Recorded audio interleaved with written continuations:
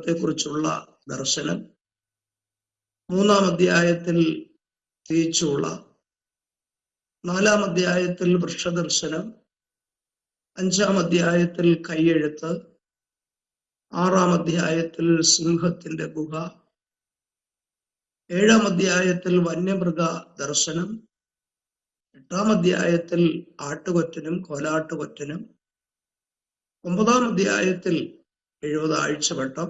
ഇങ്ങനെ ക്രമേണ ഓരോ സബ്ജക്റ്റ് ബേസിൽ നമ്മൾ ചിന്തിച്ചു വരികയായിരുന്നു. അങ്ങനെ വരുമ്പോൾ 10-ാം അധ്യായത്തിൽ പറഞ്ഞിരിക്കുന്നത് തേജസ്കരിക്കപ്പെട്ടവനായ യേശുക്രിസ്തുവിനെ കുറിച്ചുള്ള ഒരു ദർശനമാണ് ദൈവം ദാനിയേലിന് നൽകുന്നത്. തുടർന്ന് 11-ാം അധ്യായത്തിൽ എതിർ ക്രിസ്തുവിന്റെ വംശാവലിയും അവന്റെ നാശവും അവന്റെ ഉത്ഭവവും നാശവും ഒക്കെയാണ് 11-ാം അധ്യായത്തിൽ പറഞ്ഞിരിക്കുന്നത്. 12-ാം അധ്യായത്തിൽ മുദ്രയിടപ്പെട്ട പുസ്തകം. ഇങ്ങനെയാണ് ഓരോ വിഷയങ്ങളായിട്ട് നാം ചിന്തിച്ചപ്പോൾ ഓരോ അധ്യായത്തിൽ നിന്ന് നമുക്ക് മനസ്സിലാക്കുവാനുള്ള കാര്യമെന്ന് നാം ചിന്തിച്ചതാണ്. ഇവിടെ 10-ാം അധ്യായം നാം പഠിക്കുമ്പോൾ തേജസ്കരിക്കപ്പെട്ടവനായ യേശുക്രിസ്തുവിനെ കുറിച്ചുള്ള ഒരു ദർശനമായിട്ടാണ് ഈ അധ്യായത്തിൽ പ്രധാനമായിട്ട് നമുക്ക് ചിന്തിപ്പാനായിട്ടുള്ളത്.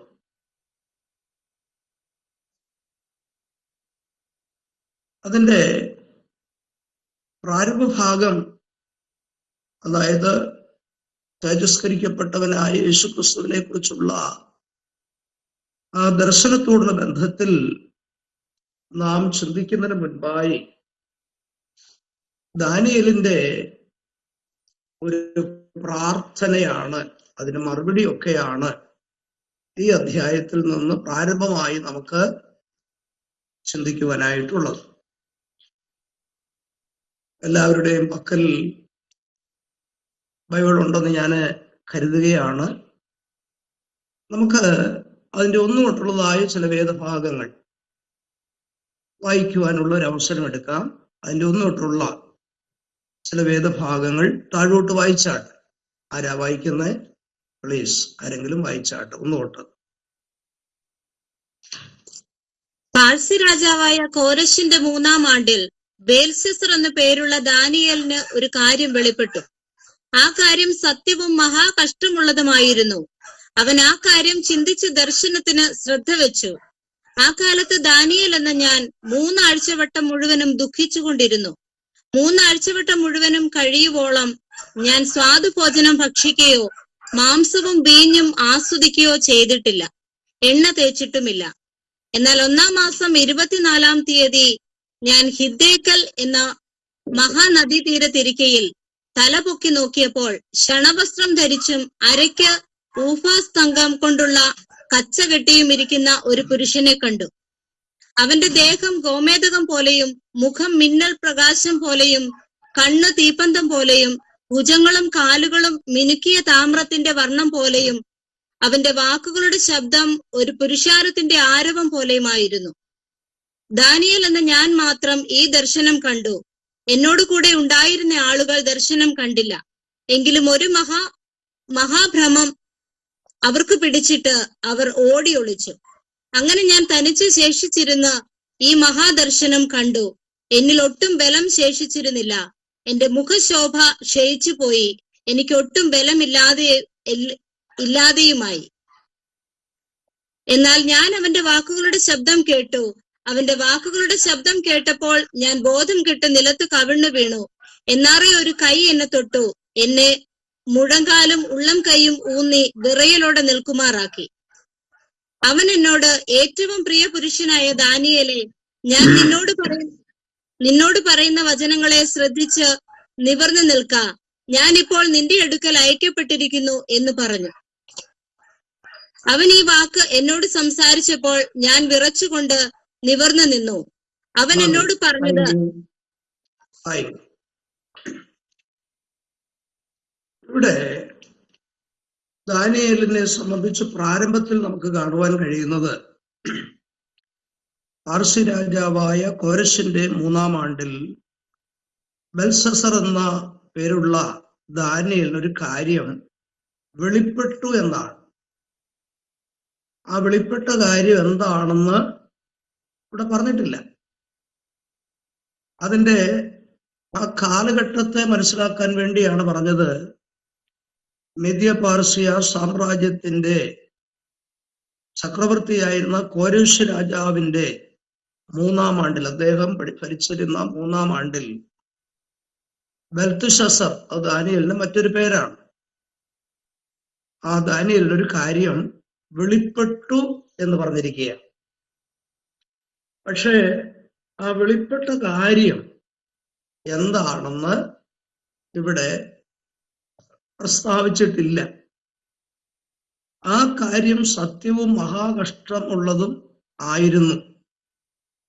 അവരാ കാര്യം ചിന്തിച്ച് ദർശനത്തിന് ശ്രദ്ധ വെച്ചു. അപ്പൊ നോക്കിക്കേ, ആ കോരേശിന്റെ 3-ാം ആണ്ടിൽ ദാനിയേലിന് ദൈവം വെളിപ്പെടുത്തി കൊടുത്തതായിരിക്കുന്ന കാര്യം അതെങ്ങനെയുള്ളതായിരുന്നു? സത്യമായിരുന്നു, മഹാകഷ്ടമുള്ളതായിരുന്നു. എന്ന് പറഞ്ഞാൽ ഇസ്രായേൽ ജനത്തോടുള്ള ബന്ധത്തിൽ ഭാവിയിൽ സംഭവിപ്പാൻ പോകുന്ന ഏതോ വിഷയം, അതെന്താന്ന് പറഞ്ഞിട്ടില്ല, അത് സത്യമാണ്, അത് മഹാകഷ്ടമുള്ളതാണെന്നും ദാനിയേലിന് വെളിപ്പെട്ടു. അപ്പൊ അത് എന്താണെന്ന് ഇവിടെ ദാനിയേല് വ്യക്തമാക്കിയിട്ടില്ല.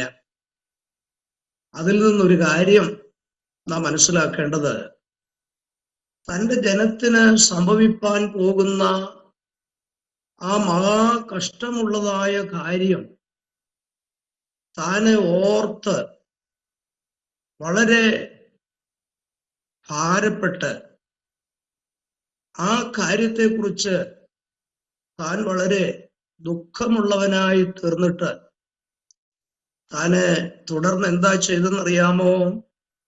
ദാനിയേല് 3 ആഴ്ചവട്ടം മുഴുവനും ദുഃഖത്തോടെ ദൈവസന്നിധിയിൽ പ്രാർത്ഥിക്കുവാനായിട്ട് തുടങ്ങി. കണ്ടോ? ദാനിയേലിന്റെ ഒരു പ്രത്യേകതയാണ് നമുക്കവിടെ കാണാൻ കഴിയുന്നത്. തനിക്കിപ്പോൾ ഏതാണ്ട് 90 വയസ്സിലധികം പ്രായമായെന്ന് ഓർക്കണം. തനിക്ക് വരാൻ പോകുന്ന മഹാകഷ്ടമുള്ളൊരു കാര്യമല്ല ദാനിയേൽ കണ്ടത്. പിന്നെയോ തന്റെ ജനമാകുന്ന ഇസ്രായേലിന് വരാൻ പോകുന്ന മഹാകഷ്ടമുള്ളൊരു കാര്യം ദാനിയേൽ കണ്ടപ്പോൾ താൻ സ്വജാതിയോട് സ്നേഹമുള്ളവനായതുകൊണ്ട് താൻ ചെയ്യുന്ന കാര്യം എന്താണെന്ന് നമുക്കിവിടെ കാണാൻ കഴിയും. 3 ആഴ്ചക്കാലം താന് ദൈവസന്നിധാനത്തിൽ വളരെ ശ്രദ്ധയോടെ പ്രാർത്ഥിപ്പാനായിട്ട് താൻ തീരുമാനിക്കുന്ന ഒരു നല്ല മാതൃകയാണ് നമുക്കിവിടെ കാണുവാനായിട്ട് സാധിക്കുന്നത്. അപ്പൊ നാം ഈ ഭാഗം ശ്രദ്ധയോടെ നാം പഠിക്കുമ്പോൾ നമുക്ക് ദാനിയേലിൽ നിന്ന് നല്ലൊരു മാതൃക പഠിക്കുവാനായിട്ട് സാധിക്കും. ഇവിടെ നാം ചിന്തിക്കുമ്പോൾ തനിക്ക് കോരേശിന്റെ 3-ാം ആണ്ടിലാണ് ഈ കാര്യം വെളിപ്പെട്ടതെന്ന് മനസ്സിലാക്കുവാനായിട്ട് കഴിയും. നമുക്കറിയാം 9-ാം അധ്യായത്തിൽ മറ്റൊരു കാര്യമാണ് ദാനിയേലിന് വെളിപ്പെട്ടത്. അതെന്തായിരുന്നു? 70 ആഴ്ചവട്ടത്തെ സംബന്ധിക്കുന്ന ഒരു പ്രത്യേക വിഷയമായിരുന്നു. എന്നാൽ ഈ ഭാഗം നാം ചിന്തിക്കുമ്പോൾ കോരേശിന്റെ വാഴ്ചയുടെ 3-ാം ആണ്ടിലാണ് ഈ കാര്യം ദാനിയേലിന് വെളിപ്പെടുവാനായിട്ട് ഇടയായത്. ആ സമയത്ത് ചരിത്രപരമായിട്ട് നാം ചിന്തിച്ചു വരുമ്പോൾ കോരേശിന്റെ വാഴ്ചയുടെ ആരംഭ കാലത്ത് തന്നെ യെരൂശലേം ദേവാലയം ഇടിഞ്ഞു കിടക്കുന്നതാണെന്ന് ദൈവം കോരേശിനെ മനസ്സിലാക്കിയിട്ട് അത് പണിയേണ്ടതിന് വേണ്ടി കോരേശ് എന്ത് ചെയ്ത് കഴിഞ്ഞു? കൽപ്പന കൊടുത്തിരിക്കുകയാണ്. ദാനിയേലിന് 10-ാം അധ്യായത്തിൽ വെളിപ്പെടുന്നതായ കാര്യത്തിന് മുമ്പുള്ള ഒരു കാര്യം ഞാൻ ഓർപ്പിക്കുകയാണ്. എന്തായിരുന്നു അത്? യെരൂശലേം ദേവാലയം പണിയുവാനായിട്ട് കോരേശ് രാജാവ് എന്ത് ചെയ്തു കഴിഞ്ഞു? കൽപ്പന പുറപ്പെടുവിച്ചു കഴിഞ്ഞു. അതനുസരിച്ച് സെരുബ്ബാബേലിന്റെ നേതൃത്വത്തിൽ ഒരു കൂട്ടം ജനം, ഏതാണ്ട് ഇസ്രായേലിന്റെ പുസ്തകം നമ്മൾ പഠിക്കുമ്പോൾ 42,360 പേരെ എന്ത് ചെയ്തു? ബാബേലിൽ നിന്ന് കോരേശിന്റെ കൽപ്പന ലഭിച്ചിട്ട് ദേവാലയം പണിക്ക് വേണ്ടി യെരൂശലേമിലേക്ക് മടങ്ങിപ്പോയിരിക്കുകയാണ്. എന്നാൽ ആ കൂട്ടത്തിൽ ആര് പോയില്ല? ദാനിയേല് പോയില്ല. എന്തുകൊണ്ടാണ് ദാനിയേൽ പോകാതിരുന്നതെന്നുള്ളതായ വ്യക്തമായ ഒരു അറിവ് നമുക്കില്ല. എങ്കിലും നമുക്ക് ന്യായമായി ചിന്തിക്കുവാനുള്ള ഒരു കാര്യം എന്താണെന്ന് അറിയാമോ? ഒരുപക്ഷെ ദാനിയേലിന്റെ പ്രായാധിക്യം കൊണ്ടായിരിക്കാം എന്ന് താൻ പോകാതിരുന്നതെന്ന് ന്യായമായി ചിന്തിക്കുന്നതിൽ തെറ്റില്ല. കാരണം 90 വയസ്സിലധികം പ്രായം ഇപ്പോൾ ആർക്കുണ്ട്? ദാനിയേലിനുണ്ട്. അതുകൊണ്ടായിരിക്കാം ദാനിയേല് പോകാതിരുന്നതെന്ന് നമുക്ക് ന്യായമായി ചിന്തിക്കുന്നതിൽ തെറ്റില്ല.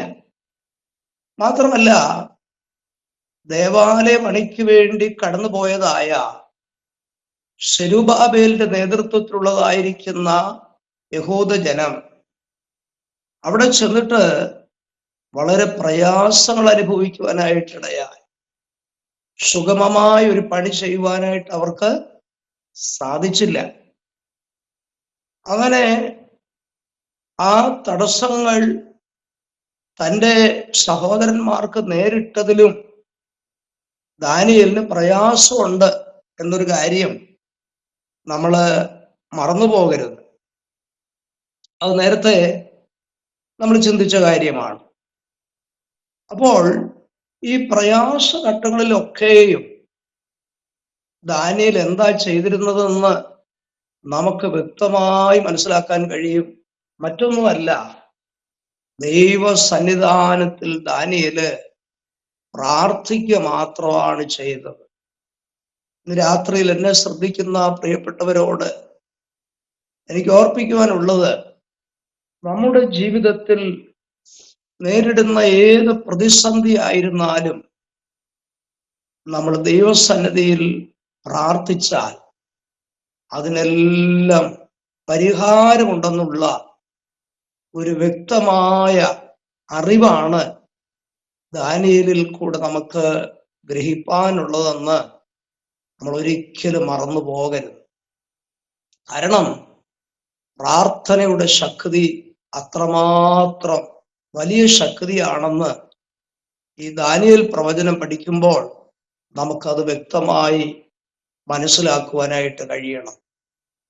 അപ്പോൾ പ്രാർത്ഥനയോടുകൂടെ ഏത് പ്രശ്നത്തെയും നേരിടുന്നതായ ഒരു ഭക്തന്റെ അനുഭവമാണ് ദാനിയേൽ പ്രവചനത്തിൽ നിന്ന് നമുക്ക് മനസ്സിലാക്കുവാനായിട്ട് കഴിയൂ. മാത്രമല്ല, ദാനിയേലിന്റെ ജീവിതത്തിന്റെ ഏത് വിജയ രഹസ്യവും എന്തായിരുന്നു? പ്രാർത്ഥന മാത്രമായിരുന്നു കേട്ടോ. അതുകൊണ്ട് ഒരു കാര്യം നമ്മൾ ഗ്രഹിക്കണം. ഈ കാലഘട്ടം നാം ശ്രദ്ധിച്ചാൽ ദൈവമക്കളുടെ പ്രാർത്ഥന വളരെ കുറഞ്ഞിരിക്കുന്ന ഒരു കാലഘട്ടത്തിലേക്ക് നമ്മൾ കടന്നു വന്നിരിക്കുകയാണ്. എന്നാൽ ഇന്ന് രാത്രി ഈ വചനം പഠിക്കുന്നതായ എൻ്റെ പ്രിയപ്പെട്ടവരോട് എനിക്ക് ഓർപ്പിക്കുവാനുള്ളത്, നമ്മൾ ഈ വചന പഠന മുഖാന്തരം പ്രാർത്ഥനയുള്ളവരായി തീരുവാൻ ദൈവം സഹായിക്കട്ടെ എന്നാണ് ഞാൻ ആഗ്രഹിക്കുന്നത്. നമ്മുടെ പിതാക്കന്മാരും മാതാക്കളൊക്കെ അവരുടെ വിശ്വാസ ജീവിതത്തിന്റെ കാലങ്ങളിൽ അവര് ഓരോ പ്രതികൂലങ്ങളെ തരണം ചെയ്തത് പ്രാർത്ഥനയിൽ കൂടെ മാത്രമായിരുന്നു. അതുകൊണ്ട് നമ്മുടെ ജീവിതത്തിലും പ്രാർത്ഥന ഒരു വലിയ ആയുധമായി അത് നമ്മൾ ഉപയോഗിക്കേണ്ടത് അത്യാവശ്യമായിരിക്കുന്ന ഒരു കാലഘട്ടത്തിലാണ് നമ്മൾ എത്തിച്ചേർന്നിരിക്കുന്ന കാര്യം ഇന്ന് രാത്രി ഞാൻ പ്രത്യേകം ഓർപ്പിക്കുകയാണ്. തുടർന്ന് ദാനിയേലിന്റെ പ്രാർത്ഥനയുടെ ദിവസങ്ങൾ ഏതാണ്ട് 21 ദിവസം എന്ത് ചെയ്തു? നീണ്ടു നിൽക്കുന്നതായിട്ട് നമുക്ക് കാണാൻ കഴിയും. താന് ഒന്നും ഭക്ഷിച്ചില്ല എന്ന് ഇവിടെ തെളിയുന്നില്ല. പിന്നെയോ സാധുഭോജനവും അവൻ ഉപേക്ഷിച്ചതായിട്ടാണ് കാണാൻ സാധിക്കുന്നത്. എന്നാൽ 1-ാം മാസം 24-ാം തീയതി ഹിദ്ദേക്കൽ എന്ന് പറയുന്ന ടൈഗ്രീസ് നദിയുടെ തീരത്ത് ദാനിയേൽ നിൽക്കുന്നതായിട്ടാണ് ഇവിടെ പറഞ്ഞിരിക്കുന്നത്. യഹൂദന്മാരുടെ 1-ാം മാസം ആബീബ് മാസമാണ്. അത് ഏപ്രിൽ മാസമാണ്. നമ്മുടെ ഏപ്രിൽ മാസമാണ് യഹൂദന്മാരുടെ 1-ാം മാസമായിരിക്കുന്ന ആബീബ് മാസം എന്നുള്ളത് നമ്മൾ മനസ്സിലാക്കണം. അങ്ങനെ ആ ഹിദ്ദേക്കൽ നദിയുടെ തീരത്ത് ദാനിയേൽ ഇരിക്കുമ്പോഴാണ് താന് എന്ത് ചെയ്തത്? തേജസ്കരിക്കപ്പെട്ട മനുഷ്യപുത്രനെ യോഹന്നാൻ പത്മോസ് ദ്വീപിൽ വെച്ച് കണ്ടതുപോലെ ദാനിയേല് ദർശനത്തിൽ കൂടെ ഇവിടെ കാണുവാനായിട്ട് ഇടയാകുന്നത്. ഇവിടെ നാം ശ്രദ്ധിച്ചാൽ ദാനിയേൽ ഉണ്ടായതായ അനുഭവം പോലെ പുതിയ നിയമത്തിൽ മറ്റൊരാളെ കൂടെ നമുക്ക് കാണാൻ കഴിയും. അത് മറ്റാരുമല്ല, ശൗലാണ്, പൗലോസാണ്. പൗലോസ് ദമസ്കോസിലേക്ക് യാത്ര ചെയ്തുകൊണ്ടിരിക്കുമ്പോൾ തൻ്റെ മുൻപിൽ ഒരു വലിയ വെളിച്ചം മിന്നുന്നതായിട്ട് പൗലോസ് കണ്ടു. എന്നാൽ അവിടെ നമുക്ക് കാണാൻ സാധിക്കുന്ന കൂടെ ഉണ്ടായിരുന്നവർക്ക് ഈ അനുഭവം ഉണ്ടായില്ല എന്നുള്ളതാണ്. അതുപോലെ തന്നെയാണ് ഇവിടെ ദാനിയേലിനും സംഭവിക്കുന്നത്. അപ്പോൾ ദാനിയേലിന്റെ കൂടെ മറ്റു ആൾക്കാരുണ്ടായിരുന്നുവെങ്കിലും ദാനിയേലിന് ഈ ദർശനം ഉണ്ടാകുന്ന സമയത്ത് കൂടെ ഉണ്ടായിരുന്നവർക്ക് ഒന്നും മനസ്സിലാക്കുവാൻ സാധിച്ചില്ല. എന്നാൽ അവിടെ പറഞ്ഞിരിക്കുന്നത് ദാനിയേലിനോട് കൂടെ ഉണ്ടായിരുന്നവർക്ക് ഒരു മഹാഭയം പിടിച്ചു എന്നാണ്. എന്തോ സംഭവിക്കുന്നു എന്നുള്ളതായ ഒരു അനുഭവം അവർക്കുണ്ടായിട്ട് ഒരു മഹാഭയം ഉണ്ടായി അവർ ഓടി ഒളിച്ചതായിട്ടാണ് നമുക്കിവിടെ കാണാൻ കഴിയുന്നത്. നമുക്കറിയാമല്ലോ, വെളിപ്പാട് പുസ്തകം നാം പഠിക്കുമ്പോൾ യോഹന്നാൻ യേശുവിനെ തേജസ്കരിക്കപ്പെട്ടവനാകുന്ന യേശുവിനെ കാണുന്ന സമയത്തുണ്ടായ അനുഭവം പോലെ ദാനിയേലിനും ഇവിടെ അനുഭവം ഉണ്ടായതായിട്ട് കാണാൻ കഴിയും. ഇവിടെ പറയുകയാണ്, തേജസ്കരിക്കപ്പെട്ടവനായ മനുഷ്യപുത്രനെ ദാനിയേൽ കണ്ടിട്ട് എന്താ ചെയ്തത്? ഒട്ടും ബലമില്ലാത്തവനായി തീരുന്നതായിട്ടാണ് ഇവിടെ കാണാൻ കഴിയുന്നത്. അവന്റെ മുഖശോഭ ക്ഷയിച്ചു പോയി. തേജസ്കരിക്കപ്പെട്ട യേശുവിന്റെ ശബ്ദം പെരുവെള്ളത്തിന്റെ ശബ്ദം പോലെയും ബഹുപുരുഷാരത്തിന്റെ ശബ്ദം പോലെയും ആയിരുന്നുവെന്ന് ഈ 10-ാം അധ്യായം തുടർന്ന് നിങ്ങൾ വായിച്ചോണം. ആ ഭാഗത്ത് അത് കാണുവാനായിട്ട് കഴിയും. അവന്റെ ശബ്ദം സിംഹമലർന്നത് പോലെയാണെന്ന് വെളിപ്പാട് പുസ്തകം 10-ാം അധ്യായത്തിൽ പ്രസ്താവിച്ചിട്ടുണ്ട്. നമ്മളൊരു കാര്യം മനസ്സിലാക്കണം. ഈ ദാനിയേൽ പ്രവചനം 10-ാം അധ്യായത്തിലെയും അതേസമയം വെളിപ്പാട് പുസ്തകം 10-ാം അധ്യായത്തിലെയും വിഷയങ്ങൾ തമ്മിൽ നമ്മൾ ചേർത്ത് പഠിക്കുമ്പോൾ ദാനിയേൽ പ്രവചനം 10-ാം അധ്യായത്തിൽ ദാനിയേൽ തേജസ്കരിക്കപ്പെട്ടവനാകുന്ന യേശുവിനെ കാണുന്നത് പോലെ വെളിപ്പാട് പുസ്തകത്തിൽ 10-ാം അധ്യായത്തിൽ യോഹന്നാൻ അപ്പോസ്തോലൻ എന്ത് ചെയ്യുകയാണ്? അവിടെ തേജസ്കരിക്കപ്പെട്ടവനാകുന്ന മനുഷ്യപുത്രനെ ദർശനത്തിലൂടെ കാണുന്നതായിട്ട് അവിടെയും നമുക്ക് കാണാൻ കഴിയും. അപ്പം ഈ ഒരു കാര്യം മറക്കരുത്.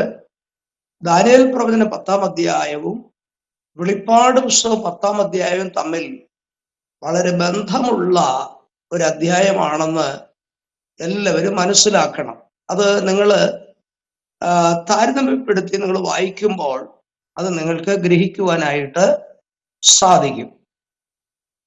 ദാനിയേൽ 10-ാം അധ്യായത്തിൽ തേജസ്കരിക്കപ്പെട്ട മനുഷ്യപുത്രനെ ദാനിയേൽ കാണുകയാണ്. ദാനിയേൽ 10-ന്റെ 5-6 വാക്യത്തിൽ അത് രേഖപ്പെടുത്തിയിട്ടുണ്ട്. അതേസമയം വെളിപ്പാട് പുസ്തകം 10-ാം അധ്യായത്തിൽ യോഹന്നാൻ ബലവാനായ ഒരു ദൂതനെ കാണുന്നുവെന്നാണ് 10-ാം അധ്യായത്തിന്റെ 1-ാം വാക്യത്തിൽ നമുക്ക് കാണാൻ കഴിയുന്നത്. ഇനിയും പറയുന്ന കാര്യം ശ്രദ്ധിക്കണം. ദാനിയേൽ 10-ലും വെളിപ്പാട് പുസ്തകം 10-ലും ദാനിയേലും യോഹന്നാനും തേജസ്കരിക്കപ്പെട്ടവനാകുന്ന മനുഷ്യപുത്രനാകുന്ന യേശുവിനെ ദർശനത്തിൽ കൂടെ കാണുന്നതിൻ്റെ ആ വിശദീകരണം നമുക്കവിടെ കാണുവാൻ കഴിയും. അതേസമയം വെളിപ്പാട് പുസ്തകം 1-ാം അധ്യായം പഠിക്കുമ്പോൾ 13 മുതൽ 16 വരെയുള്ള വാക്യങ്ങളിൽ പ്രസ്താവിച്ചിരിക്കുന്ന യേശുക്രിസ്തുവിന്റെ അതേ ദൃശ്യമാണ് ഈ 2 ഭാഗങ്ങളിലും രേഖപ്പെടുത്തിയിരിക്കുന്ന കാര്യം നമ്മൾ ഓർത്തിരിക്കണം. ഞാൻ പറഞ്ഞ മനസ്സിലായോ? ദാനിയേൽ പ്രവചനം 10-ാം അധ്യായത്തിലും വെളിപ്പാട് പുസ്തകം 10-ാം അധ്യായത്തിലും നാം വായിക്കുമ്പോൾ ദാനിയേൽ 10-ൽ ദാനിയേല് കാണുന്ന ദർശനവും വെളിപ്പാട് 10-ൽ യോഹന്നാൻ കാണുന്ന ദർശനവുമാണ്. ഈ 2 ദർശനങ്ങളും ആരെക്കുറിച്ചുള്ളതാണ്? യേശുക്രിസ്തുവിനെ സംബന്ധിക്കുന്ന ദർശനങ്ങളാണ്. അവിടെ ദാനിയേല് 10-ലും വെളിപ്പാട് 10-ലും കാണുന്നതായിരിക്കുന്ന യേശുവിനെ കുറിച്ചുള്ളതായിരിക്കുന്ന അതേ രൂപമാണ് വെളിപ്പാട് പുസ്തകം 1-ാം അധ്യായത്തിൽ അവിടെ യോഹന്നാൻ കാണുന്നതെന്ന് ഈ അവസരത്തിൽ നമ്മൾ ഓർത്തിരിക്കണം. ഈ 3 ഭാഗങ്ങളും ഒരുമിച്ച് നാം പഠിക്കുമ്പോൾ ഇവരെല്ലാം കണ്ടതായിരിക്കുന്ന ദർശനം യേശുക്രിസ്തുവിനെ കുറിച്ച് ഏതാണ്ട് ഒരുപോലെയുള്ളതായിരിക്കുന്ന കാര്യങ്ങളാണ് എന്നാണ് ആ ഭാഗത്ത് നിന്ന് നമുക്ക് മനസ്സിലാക്കുവാനായിട്ട് സാധിക്കുന്നത്. ഇനി തുടർന്നുള്ള ഈ ഭാഗം നാം ചിന്തിക്കുമ്പോൾ അവന്റെ ശബ്ദം എങ്ങനെയായിരുന്നു? സിംഹം അലർന്നതുപോലെയുള്ള ശബ്ദമെന്ന് വെളിപ്പാട് പുസ്തകത്തിൽ പറയുമ്പോൾ ദാനിയേല് 10-ൽ പറയുന്നത് അവന്റെ ശബ്ദം പെരുവെള്ളത്തിന്റെ ശബ്ദം പോലെയായിരുന്നു എന്നാണ്. നോക്കിക്കേ, നമ്മുടെ കർത്താവിന്റെ യഥാർത്ഥമായിരിക്കുന്ന ശബ്ദം ഇതുവരെ ആരും കേട്ടിട്ടില്ല കേട്ടോ. കർത്താവ് ഈ ലോകത്തിൽ വന്ന സമയത്ത് അവന്റെ വാക്കുകളൊക്കെ വളരെ ലാവണ്യ വാക്കുകളായിരുന്നുവെന്നാണ് നമുക്ക് സുവിശേഷങ്ങളിൽ കാണുവാൻ കഴിയുന്നത്. അതേസമയം കർത്താവിന്റെ യഥാർത്ഥമായിരിക്കുന്ന ശബ്ദം ദാനിയേലും യോഹന്നാനുമാണ് കേൾക്കുവാനായിട്ടിടയായത്. ദാനിയേൽ പറയുകയാണ് അവന്റെ ശബ്ദം പെരുവെള്ളത്തിന്റെ ശബ്ദം. വെളിപ്പാട് പുസ്തകം 10-ാം അധ്യായത്തിൽ പറയുകയാണ് അവന്റെ ശബ്ദം സിംഹം അലർന്നതുപോലെയുള്ള ശബ്ദം. വെളിപ്പാട് 1-ന്റെ 16 തൊട്ട് നാം വായിക്കുമ്പോൾ അവിടെ കർത്താവിന്റെ ശബ്ദം എങ്ങനെയായിരുന്നു? പെരുവെള്ളത്തിന്റെ ഇരച്ചിൽ പോലെയുള്ള ശബ്ദമാണെന്ന് നമുക്ക് കാണുവാനായിട്ട് കഴിയും. ഈ ശബ്ദം കേട്ട് ദാനിയേൽ എന്ത് ചെയ്തു? മരിച്ചവനെ പോലെ, അല്ലേ? വെളിപ്പാട് പുസ്തകത്തിലും യോഹന്നാൻ ഈ ശബ്ദം കേട്ട് എന്ത് ചെയ്തു? മരിച്ചവനെ പോലെ അവന്റെ കാൽക്കൽ വീണതായിട്ട് നമുക്ക് കാണാൻ കഴിയും. എന്ന് പറഞ്ഞാൽ കർത്താവിന്റെ യഥാർത്ഥമായ ശബ്ദം കേട്ടാൽ ആർക്കും അതിനെ നേരിടുവാൻ കഴിയത്തില്ല എന്നാണ് അതിന്റെ അർത്ഥം. നോക്കിക്കേ, നമ്മുടെ കർത്താവ് യഥാർത്ഥമായിട്ടുള്ള ശബ്ദം പുറപ്പെടുവിച്ചാൽ ആർക്കും അവന്റെ ശബ്ദത്തിന്റെ മുൻപാകെ നേരെ നിൽക്കുവാൻ കഴിയത്തില്ല എന്നുള്ളതാണ് ഇവിടെ നമുക്ക് മനസ്സിലാക്കുവാനായിട്ട് സാധിക്കുന്നത്. ആ സമയത്ത് ദാനിയേല് അവൻ അബോധാവസ്ഥ പോലെ, മരിച്ചവനെ പോലെ അവന്റെ കാൽക്കൽ വീണപ്പോൾ ദാനിയേലിന്റെ മേൽ തേജസ്കരിക്കപ്പെട്ടവന്റെ ഒരു കരം എന്ത് ചെയ്തു? അവനെ തൊടുവാനായിട്ട് ഇടയായി. ഇതൊക്കെ ദർശനമാണ് കേട്ടോ. അങ്ങനെ തൊട്ടതോടുകൂടെ ദാനിയേൽ എന്ത് ചെയ്തു? എഴുന്നേറ്റു. യോഹന്നാന്റെ മേലും കർത്താവ് ആ സമയത്ത് കൈവച്ചതായിട്ട് കാണുവാൻ കഴിയും. വെളിപ്പാട് 1:17 നമുക്കത് കാണുവാൻ കഴിയും.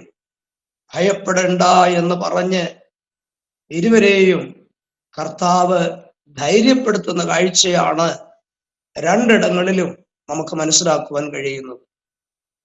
ദാനിയേലിനെ ദൈവം വിളിക്കുന്ന ഒരു ഓമനപ്പേരുണ്ട്. എന്താ അത്? പ്രിയപുരുഷനായ ദാനിയേലേ എന്ന. അതേ സമയത്ത് യോഹന്നാനും യേശുവിന് ആരായിരുന്നു? പ്രിയനായിരുന്നു. കാരണം എവിടെ കർത്താവ് ഇരുന്നാലും അവന്റെ മാറോട് ചേർന്ന് ഇരിക്കുവാനുള്ളതായ ഒരു അവകാശവും അധികാരവും ശിഷ്യന്മാരിൽ ആർക്കാണ് ലഭിച്ചത്? യോഹന്നാനാണ് ലഭിക്കുന്നത്. അങ്ങനെയാണെങ്കിൽ ദാനിയേലിനെ പ്രിയപുരുഷൻ എന്ന് കർത്താവ് അഭിസംബോധന ചെയ്യുമ്പോൾ വെളിപ്പാട് പുസ്തകത്തിലും യോഹന്നാനെ പ്രിയൻ എന്നാണ് കർത്താവ് അവിടെ വിളിക്കുന്നതായിട്ട് നമുക്ക് മനസ്സിലാക്കുവാനായിട്ട് സാധിക്കുന്നത്. ഈ ദർശനത്തോടുള്ള ബന്ധത്തിലാണ് ഈ അധ്യായം നാം ചിന്തിക്കുന്നതെങ്കിലും താന് 3 ആഴ്ചക്കാലം എന്ത് ചെയ്തു? പ്രാർത്ഥിക്കുന്നതായിട്ട് നമുക്കിവിടെ കാണുവാൻ കഴിയും. തൻ്റെ ജനത്തിനുണ്ടാകാൻ പോകുന്ന മഹാകഷ്ടമുള്ളതായിരിക്കുന്ന ഒരു കാര്യം, അതെന്താ സംഭവം എന്നറിയത്തില്ല നമുക്ക്. അത് വെളിപ്പെട്ട് കിട്ടിയപ്പോൾ ദാനിയേല് തൻ്റെ ജനത്തിന് വേണ്ടി 3 ആഴ്ചക്കാലം എന്ത് ചെയ്തു? പ്രാർത്ഥിക്കുവാനും ദൈവസന്നിധാനത്തിൽ അതേ കാര്യങ്ങൾ പറയുവാനായിട്ടും താൻ സമയം വിനിയോഗിച്ചതായി കാണാൻ കഴിയും. എന്നാൽ മുമ്പേ നമ്മൾ വായിച്ചു കേട്ടതായിരിക്കുന്ന ആ വേദഭാഗം കഴിഞ്ഞ് 12-ാം വാക്യം നമ്മൾ വായിക്കുമ്പോൾ അവൻ എന്നോട് പറഞ്ഞത്, ദാനിയേലേ ഭയപ്പെടേണ്ട, നീ തിരിച്ചറിയേണ്ടതിനും നിന്റെ ദൈവത്തിന് മുൻപാകെ നിന്നെ തന്നെ താഴ്ത്തേണ്ടതിന് മനസ്സുവെച്ച ആദ്യ ദിവസം മുതൽ നിന്റെ വാക്ക് കേട്ടിരിക്കുന്നു. നിന്റെ വാക്ക് ഹേതുവായി തന്നെ ഞാന് വന്നിരിക്കുന്നു. പാർസി രാജ്യത്തിന്റെ പ്രഭു 21 ദിവസം എന്നോട് എതിർത്തു നിന്നു. എങ്കിലും പ്രധാന പ്രഭുക്കന്മാരിൽ ഒരുത്തനായ മീഖായേൽ എന്നെ സഹായിപ്പാൻ വന്ന് അവനെ ഞാൻ പാർസി രാജാക്കന്മാരോടുകൂടെ അവിടെ വിട്ടേച്ചു എന്ന് നമുക്കവിടെ വായിക്കുവാൻ കഴിയും. അങ്ങനെയാണെങ്കിൽ ഇവിടെ നാം മനസ്സിലാക്കുന്നൊരു കാര്യം, ദാനിയേൽ പ്രാർത്ഥന ആരംഭിച്ച അതേ ദിവസത്തിൽ തന്നെ മറുപടിയുമായിട്ട് ഗബ്രിയേൽ ദൂതൻ എന്ത് ചെയ്തതാണ്? ദൈവത്തിന്റെ അടുക്കൽ നിന്ന് ദാനിയേലിന്റെ അടുക്കിലേക്ക് വന്നതാ. അതല്ലേ അവിടെ വായിച്ചേ? നീ തിരിച്ചറിയേണ്ടതിനും നിന്റെ ദൈവത്തിന് മുൻപാകെ നിന്നെ തന്നെ താഴ്ത്തേണ്ടതിനും മനസ്സുവെച്ച ആദ്യ ദിവസം നിന്റെ വാക്ക് കേട്ടു. നിന്റെ വാക്ക് ഹേതുവായി തന്നെ ഞാന് വന്നിരിക്കുന്നു. പക്ഷെ എന്താ സംഭവിച്ചത്? പാർശ്യ രാജ്യത്തിന്റെ പ്രഭു 21 ദിവസം ആ വന്ന ദൂതനോട് എതിർത്ത് നിന്നു. അപ്പൊ നോക്കണേ, ദാനിയേൽ പ്രാർത്ഥന ആരംഭിച്ച അന്ന് തന്നെ ഗബ്രിയേല് മറുപടിയുമായിട്ട് സ്വർഗത്തിൽ നിന്ന് വന്നതാ. അവിടെ ഒരു കാര്യം കൂടെ ശ്രദ്ധിക്കണം. ദൈവത്തിന് മുമ്പാകെ നിന്നെ തന്നെ താഴ്ത്തേണ്ടതിന് മനസ്സുവെച്ച ആദ്യ ദിവസം. അപ്പൊ ഉപവസിക്കുകയും പ്രാർത്ഥിക്കുകയും ഒക്കെ ചെയ്യുമ്പോൾ ആദ്യമായിട്ട് എന്താ ചെയ്യണ്ടേ? ദൈവസന്നിധിയിൽ താഴ്ത്തണം. അതാണ് ദാനിയേൽ നമ്മളെ പഠിപ്പിക്കുന്ന ഒരു കാര്യം. അപ്പൊ ദൈവസന്നിധിയിൽ താഴ്ത്തേണ്ടതിന് നീ മനസ്സുവെച്ച ആദ്യ ദിവസം, അപ്പൊ ഉപവസിച്ച് പ്രാർത്ഥിക്കുവാനായിട്ട് തീരുമാനിച്ച ആദ്യ ദിവസം തന്നെ ദാനിയേൽ ചെയ്തൊരു കാര്യം എന്തുവാ?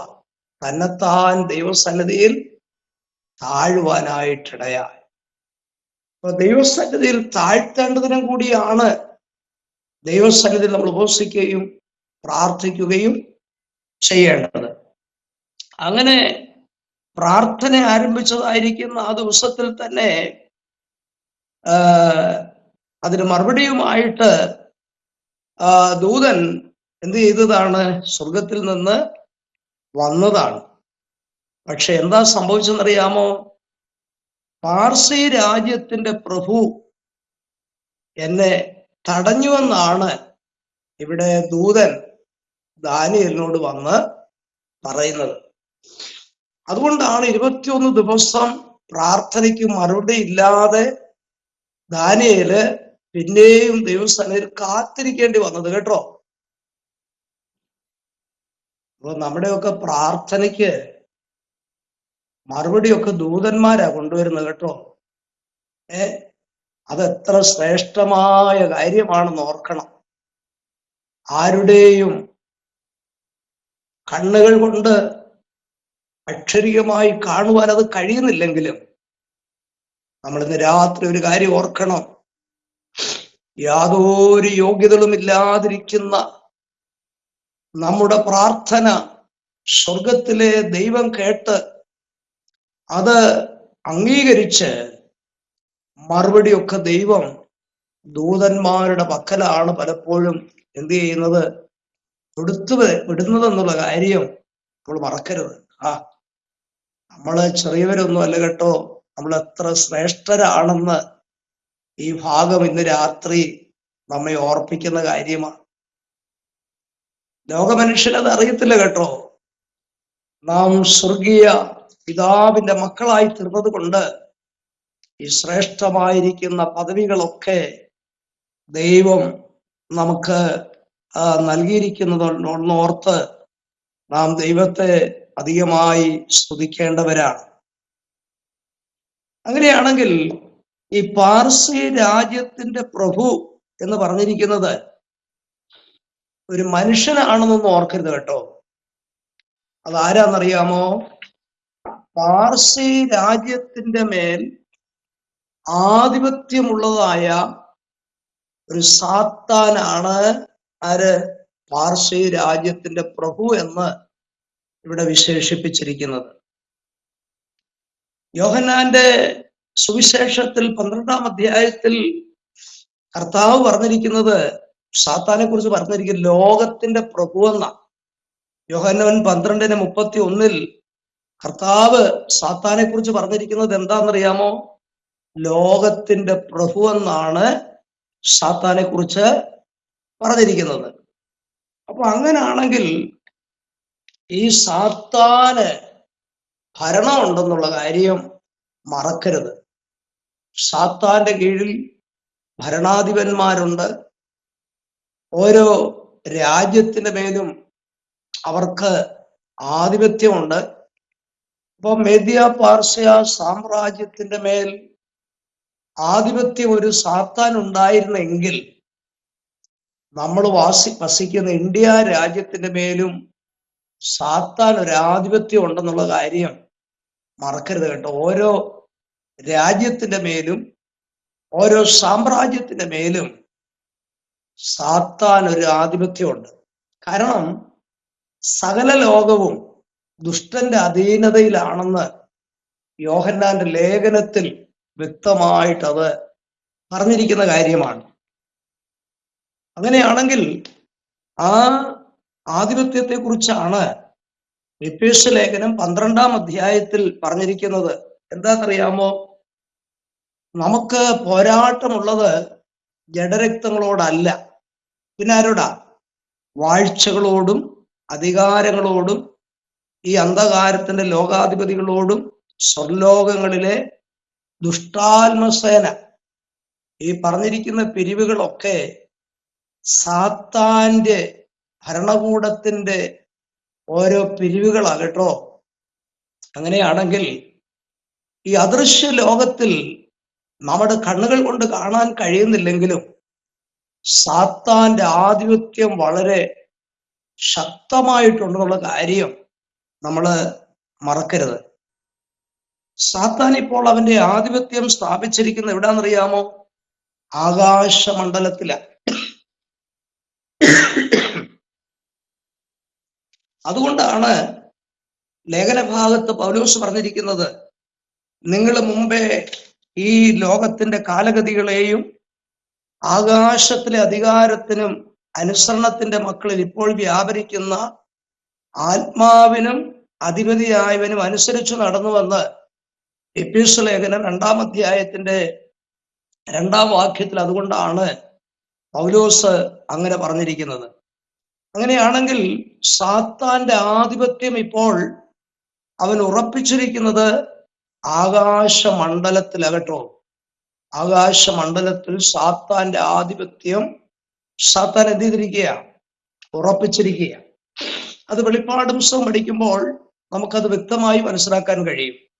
വെളിപ്പാട് പുസ്തകം 12-ാം അധ്യായത്തിന്റെ 7-ാം വാക്യത്തിലും 12-ാം വാക്യത്തിലൊക്കെ വായിക്കുമ്പോൾ ആ സാത്താന്റെ ആധിപത്യം സ്വർലോകങ്ങളിൽ എന്ന് പറഞ്ഞിരിക്കുന്നത് ദൈവം ഇരിക്കുന്ന ആ സ്വർഗമാണെന്ന് ഓർക്കരുത്. ആകാശമണ്ഡലത്തെയും സ്വർഗമെന്നാണ് വേദപുസ്തകം സംബോധന ചെയ്തിരിക്കുന്നത്. അങ്ങനെയാണെങ്കിൽ ആ ആധിപത്യം സ്ഥാപിച്ചിരിക്കുന്ന ആകാശമണ്ഡലങ്ങളിൽ സാത്താൻ അതേ ആധിപത്യം സ്ഥാപിച്ച് വാഴുന്നുണ്ടെന്നുള്ള കാര്യം നമ്മൾ ഒരിക്കലും മറന്നു പോകരുത്. അങ്ങനെ ദാനിയേലിന്റെ പ്രാർത്ഥനയ്ക്ക് മറുപടിയുമായി വന്നതായ ഗബ്രിയേൽ ദൂതനെ സാത്താൻ എന്ത് ചെയ്തു? ആകാശമണ്ഡലത്തിൽ അതിന്റെ മധ്യത്തിൽ വെച്ച് തടഞ്ഞു നിർത്തി. എന്താ പറഞ്ഞ? നീ ഇപ്പം പോകണ്ട, ഇപ്പൊ മറുപടിയായിട്ട് നീ അങ്ങോട്ട് പോകണ്ട. ആ സമയത്ത് എന്താ സംഭവിച്ചത്? പ്രധാന പ്രഭുക്കന്മാരിൽ ഒരുത്തനായ, അതായത് മീഖായേൽ അവിടേക്ക് വരുവാനിടയായി. ഈ ദൂതന്മാരുടെ ഇടയിലുള്ളതായിരിക്കുന്ന ദൂതഗണത്തെ ദൈവം വിവിധ ഗ്രൂപ്പുകളാക്കി തിരിച്ചിട്ടുണ്ട്. അതും കൂടെ നമ്മൾ ഈ അവസരത്തിൽ പ്രത്യേകം മനസ്സിലാക്കണം. അതായത് ഒരു കൂട്ടർ ദൈവത്തെ പാടി ആരാധിക്കുന്ന ഗായക സംഘത്തിന്റെ ഗ്രൂപ്പിലാണ് ഒരു കൂട്ടം ദൂതന്മാർ. മറ്റൊരു കൂട്ടം ദൂതന്മാര് ഈ പ്രാർത്ഥനയ്ക്ക് മറുപടിയും അതുപോലെ ദൈവം കൊടുത്തയക്കുന്നതായിരിക്കുന്ന ദൂതുകൾ, മെസ്സേജുകൾ കൈമാറുന്ന ഒരു ഗ്രൂപ്പുണ്ട്. അതിന് ദൂതുവാഹികൾ എന്ന് വേണമെങ്കിൽ പറയാം. അടുത്തൊരു ഗ്രൂപ്പാണ് യുദ്ധം ചെയ്യുവാനായിട്ട് പോകുന്ന മറ്റൊരു ഗ്രൂപ്പ്. അതിനെക്കുറിച്ച് പറയുമ്പോൾ ഈ ദൂതുവാഹികളുടെ പ്രധാന ദൂതനാണ് ആര്? ഗബ്രിയേൽ. ആ ഗണത്തിൽ ഒരുപാട് ദൂതന്മാര് വേറെയുണ്ട്. പ്രാർത്ഥനയ്ക്ക് മറുപടി കൊണ്ടുപോകാനും ദൈവം കൊടുത്തുവിടുന്നതായിരിക്കുന്ന ദൂതുകൾ കൈമാറാനും ഒരു കൂട്ടം ദൂതന്മാരെ ആക്കി വെച്ചിട്ടുണ്ട്. അത് ദൂതുവാഹികളായ ദൂതന്മാരാണ്. അതിന്റെ ലീഡറാണ് ആര്? ഗബ്രിയേൽ. നമുക്കറിയാമല്ലോ, യേശുവിന്റെ അമ്മയായ മറിയയുടെ അടുക്കൽ മറിയയോട് പറയേണ്ടതായിരിക്കുന്ന സന്ദേശവുമായിട്ട് കടന്നു വന്നത് ആരായിരുന്നു? ഗബ്രിയേലായിരുന്നു. അപ്പൊ ആ ഗണത്തിൽ ഒരുപാട് ദൂതന്മാരുണ്ട്. കൂടാതെ എവിടെങ്കിലും യുദ്ധം, ദൈവജനത്തിനെതിരായിട്ടുള്ളതായ പോരാട്ടവും യുദ്ധവും ഉണ്ടാകുമ്പോൾ ആ സ്ഥലത്തേക്ക് കടന്നു വരുന്ന ദൂതന്മാരുണ്ട്. അതായത് പോരാട്ടം ചെയ്യുവാനുള്ള ദൂതന്മാർ, യുദ്ധം ചെയ്യുന്ന ഈ ദൂതന്മാർ. അവരുടെ ലീഡറാണ് ആര്? മീഖായേൽ. പിന്നെ ഈ ഗായക സംഘത്തിന്റെ ഒരു ദൂതനായിരുന്നു ആര്? നേരത്തെ ലൂസിഫർ. പക്ഷേ അവന്റെ ഹൃദയം നിഗളിച്ചത് മുഖാന്തരം ലൂസിഫറിനെ ദൈവം ആ സ്ഥാനത്ത് നിന്ന് എന്ത് ചെയ്തു? തള്ളിക്കളയുവാനായിട്ട് ഇടയായി. അതുകൊണ്ട് ഇപ്പം സ്വർഗത്തിൽ ആരാധനയൊന്നും ഇല്ലെന്ന് ആരും ചിന്തിക്കരുത്. ലൂസിഫറും അവന്റെ കൂട്ടരും അവരുടെ ഹൃദയം നിഗളിച്ചത് മുഖാന്തരം ദൈവം അവരെ തള്ളിക്കളഞ്ഞ് അന്ന് തൊട്ട് സ്വർഗത്തിൽ ആരാധനയൊന്നും ഇല്ല എന്ന് ചിന്തിക്കരുത്. എടാ, എവിടെങ്കിലും ഒരു പട്ടാളക്കാരൻ മരിച്ചത് കൊണ്ട് മിലിറ്ററി പിരിച്ചു വിടുവോ? ഒരിക്കലുമില്ല. വേറെ ആളെടുത്ത് പരിപാടി വീണ്ടും തുടരും. നമുക്കിപ്പോ പേരറിയത്തില്ലെന്നേ ഉള്ളൂ. അവിടെ ഗായക സംഘത്തിന്റെ ലീഡർ ഇപ്പോൾ അവിടെ ഒരു ദൂതനുണ്ട്. അത് നമ്മളെ ദൈവം ആരാന്ന് അറിയിച്ചിട്ടില്ല. നമുക്കിനി സ്വർഗ്ഗത്തിൽ ചെല്ലുമ്പോൾ അറിയാം, അല്ലേ? ആരായിരിക്കുമെന്ന് നമുക്കറിയാൻ സാധിക്കും. മടങ്ങി വരാം. അങ്ങനെയാണെങ്കിൽ ഈ മീഖായേൽ വന്നിട്ട് ഗബ്രിയേലിനെ സഹായിക്കാൻ വന്നതാണ്. അതായത് പാർസി രാജ്യത്തിന്റെ പ്രഭുവായിരിക്കുന്ന സാത്താൻ ഈ ഗബ്രിയേലിനെ ദൂതുമായി വന്നപ്പോൾ തടഞ്ഞ നിമിത്തം അവനെ സഹായിപ്പാനായിട്ട് സ്വർഗത്തിലേക്ക് നിന്ന് ഇറങ്ങി വന്നതായിരിക്കുന്ന അതേ ദൂതനാണ് ആര്? മീഖായേൽ. ആ മീഖായേലിനെ സംബന്ധിച്ച് പ്രധാന ദൂതൻ എന്നൊക്കെ വേദപുസ്തകത്തിൽ പറഞ്ഞിട്ടുണ്ട്. നമുക്കറിയാം, 1 തെസ്സലോനിക്ക ലേഖനം 4-ാം അധ്യായത്തിന്റെ 16 തൊട്ട് വായിക്കുമ്പോൾ നമുക്കറിയാം, കർത്താവ് തന്റെ സഭയാകുന്ന മണവാട്ടിയെ ചേർക്കുവാൻ കർത്താവ് താൻ ഗംഭീരനാദം, പിന്നെ പ്രധാന ദൂതന്റെ ശബ്ദം, പിന്നെ ദൈവത്തിന്റെ കാഹളം. അപ്പോൾ കർത്താവിന്റെ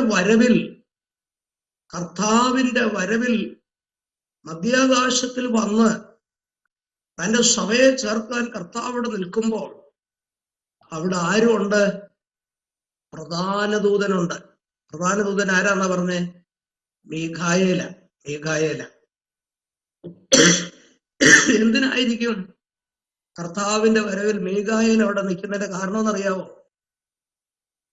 അതായത് മോശയുടെ ശരീരത്തെ കുറിച്ച് സാത്താൻ വാദിച്ചൊരു സംഭവമുണ്ട്. യൂദാ ലേഖനത്തിൽ നമുക്കത് വായിക്കാൻ കഴിയും. ഈ മോശയുടെ ശരീരത്തെ കുറിച്ച് സാത്താൻ വാദിച്ചു. ഈ സാത്താന്റെ എന്തെങ്കിലും കാര്യങ്ങളൊക്കെ നമ്മളിൽ ഉണ്ടെങ്കിലുണ്ടല്ലോ, അവൻ മാർത്തില് കേട്ടോ വാദിക്കും. ഇവൾ എന്റെ വകയാന്ന് അവൻ പറയും. എന്തുകൊണ്ടാ?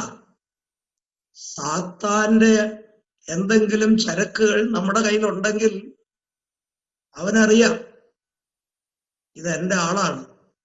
അതുകൊണ്ട് നമ്മൾ ആരോടും പറഞ്ഞില്ലെങ്കിലും സാത്താൻ അതറിയാം. അപ്പൊ മോശയുടെ ശരീരത്തെ കുറിച്ച് സാത്താൻ വാദിക്കാൻ കാരണം മോശയിൽ എന്തോ ആകാത്ത അനുസരണക്കേടോ എന്തോ ആകാത്തത് കണ്ടിട്ട് സാത്താൻ വാദിച്ചെന്നാ പറയുന്നത്. ഉടനെ അവിടെ പ്രധാന ദൂതനായ മീഖായേൽ പ്രത്യക്ഷപ്പെട്ടു, അല്ലേ? അവനെ ഭത്സിക്കുന്നതായിട്ട് നമുക്ക് യൂദാ ലേഖനത്തിൽ വായിക്കാൻ കഴിയും.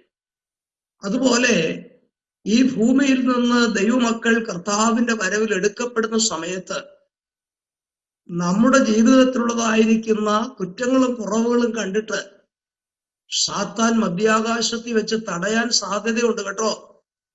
നമ്മളിങ്ങനെ ഇവിടെ നിന്ന് രൂപാന്തരപ്പെട്ട് കർത്താവിന്റെ അടുക്കലേക്ക് പൊങ്ങിപ്പോകുമ്പോൾ സാത്താൻ തടയും.